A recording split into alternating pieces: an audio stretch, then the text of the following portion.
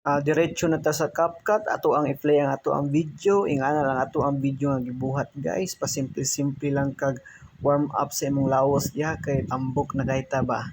Pero nagsaba guys, mo na atong secret nga workout kanang magpainit ta ba.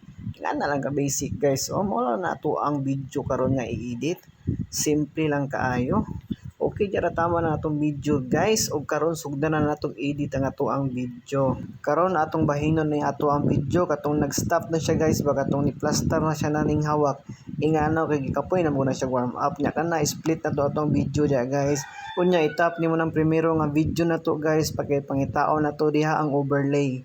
Overlay guys atong i-drop na siya pababa guys kay para mauna iyahang basihan na to nga ato anang kuagmas. Ipantay lang nato atong video guys, itap na to tong ibabaw ug nakuha nato ang tamang linya, split na to na siya din delete. Ug saway paglangay-langay guys, nahuman na gid nato og kana atong tuhugon na pud tong mask karon. Atong itlogon ba kay data magkuhag base guys. Okay, atong pangitaon si paring mas. Paring mas asa ka? Okay, tara nakita na to guys. Ug atong pilion kaning horizontal ba. Kana akong giaruhan guys ba oh. Imuha lang na siyang i-invert guys para mauna tong nag-dance moves diya ba. Ug nakita nyo guys kanang ato ang giaruhan diya, dira na to itapat ng ato ang horizontal line kay maunay mutunga sa ato ang video editing trick karon. Ya guys, itunong lang nyo sa tiil ba sa lapalapa nga dako ba. Kana guys nga okay, check na to na siya guys, try na to play. Oh.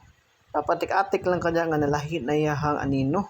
Nagsayo-sayaw nagsayo-sayaw na. O basic lang kaya to ang editing tutorial karon guys. So unta inyuhan ning masundan kay para makabalo na pud mo giunsa na to na siya pag-edit. Katong mga bag-ohan lang sa CapCut, more practice pa guys ug makabalo na gid mo ani giunsa na to ni siya pagtirada. Dali ra kay ni siya guys ug inyuhang maistudihan.